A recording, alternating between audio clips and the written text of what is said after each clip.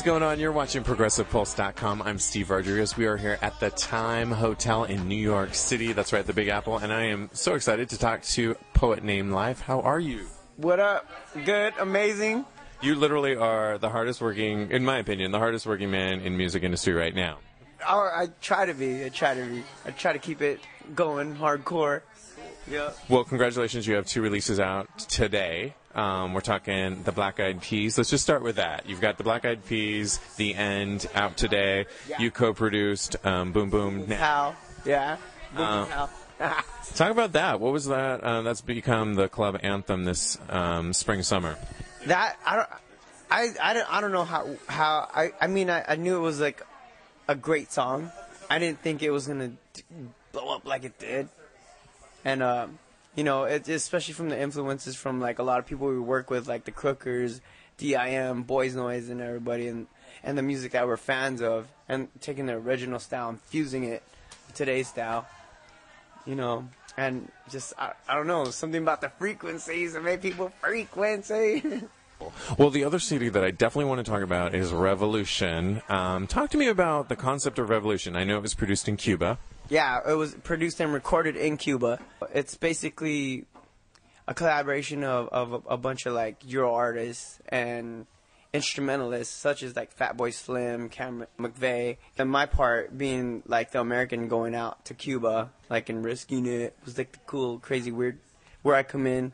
You know, with my the engineer I took was Alfred DeMaio, and so they hit us up. It was my friends in the UK. They were like, "Yeah, we're doing this record. Do you want to be part of it?" Because like a lot of people don't want to go to Cuba from LA and blah blah blah. I was like, "I'll do it. Dude, let's go."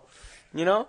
So the entire time, I mean, obviously as Americans, you know, we can't just run to Cuba, but as much as I'd love to, were you worried? Were you scared? Tell me about that. I was like all punk rock about it till about right when I was at the airport. Then like, whoa, I was telling my boy, my engineer, I was like, yo, dude, I don't think I'm going to go anymore, yo. I was like, yo, we could get busted, yo. I was like, damn. I started freaking out, but like, no, I'm joking. He like, I kind of went to that. I got a little too excited and like, whoa, we're going to Cuba, you know? And then he was just like, no, man, we're going for music, you know? And we're good. Like, don't worry about it. Let's go. So I was like, yeah. And we went. Well, I know this album definitely wanted to deviate from like Buena Vista Social Club, from a sound that's just been like, you know, prevalent in Cuba, and you helped kind of like transform that. Oh yeah, working with the actual musicians of Cuba. The culture of the musicianship is like, it's like you're born in generations and generations of it, you know. The piano players are like generations and generations of the pianists, great pianists from Cuba. The conga, the percussionists, the great-grandsons of the top percussionists, you know. That's just it. When you're a musician, it's like you're a doctor in Cuba. Yeah. The 2 songs that you produced, Dark House, and then the other one is one for me. Both of them have completely different sounds. One, you work with the Orishas. Orishas, that's my boys. Orishas, I love you guys. Talk to me about working with them, because they are Cuban, but they actually live now in Europe. Now in Europe, yeah.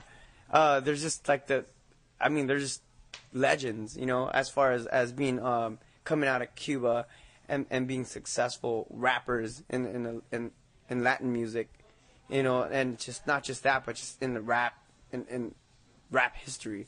In hip-hop history. And then Sexta Sentido, who are these R&B singers out of there, too, that are just like, woo. And then the other song, Dark House Love, has such a, like, completely different vibe, which I love, because it shows, like, your range. It's kind of got a house vibe to it, but ethereal thing going on. Yeah, like organic, you know, organic dark house, that's what I called it. Like, the vibe. And it's fusing, like, literally, like, the musicianship of the musicians that I worked with, and with just like the heavy beats that I'm really into, and evolving it into that style, I guess. Yeah, because a lot of time, the majority of it was collaborating with the musicians out there, and like just spending time and just going off on ideas. Like, excuse me, a lot of times we couldn't understand each other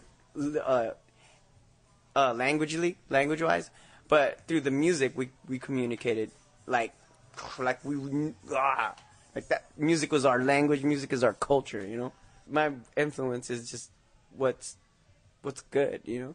So it's about fusing all that together into whatever. Fusion. Mahavishnu Orchestra. Yeah. John McLaughlin, yeah. Cool. Well, Part Name Life, I love it. Much success to you. Congratulations on all the projects. I mean, 2 projects in one day. That's pretty awesome. That's cool. I'm like, whoa. Cool. We are going to keep track of you. Thank you so much. Thank you, Steve. Yeah.